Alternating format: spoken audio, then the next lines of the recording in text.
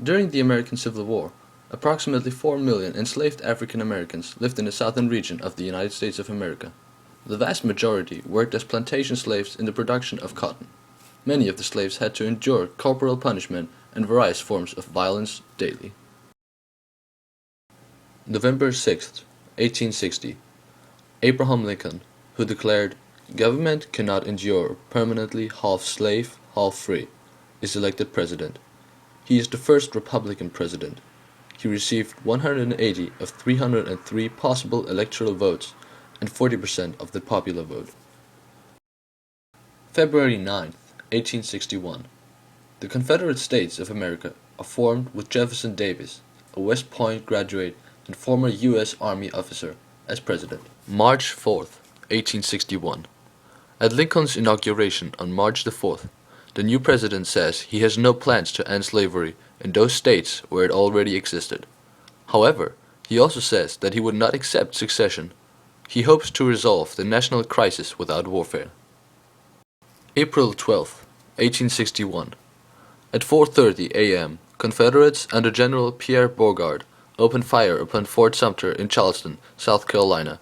The Civil War begins.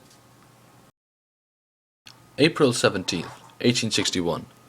Virginia secedes from the Union, followed by Arkansas, Tennessee, and North Carolina, thus forming an 11-state confederacy.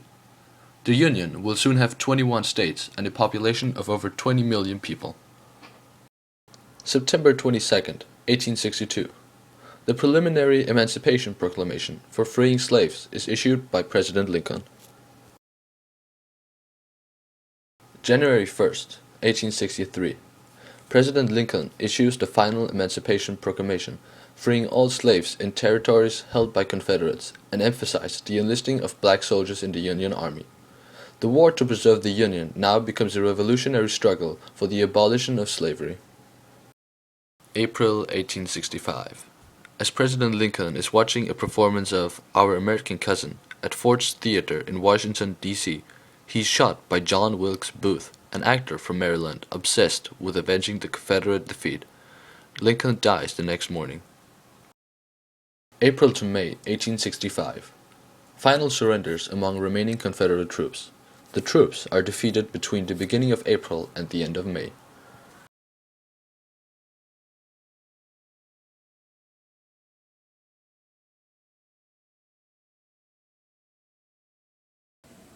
Fourscore and 7 years ago, our fathers brought forth on this continent a new nation, conceived in liberty and dedicated to the proposition that all men are created equal.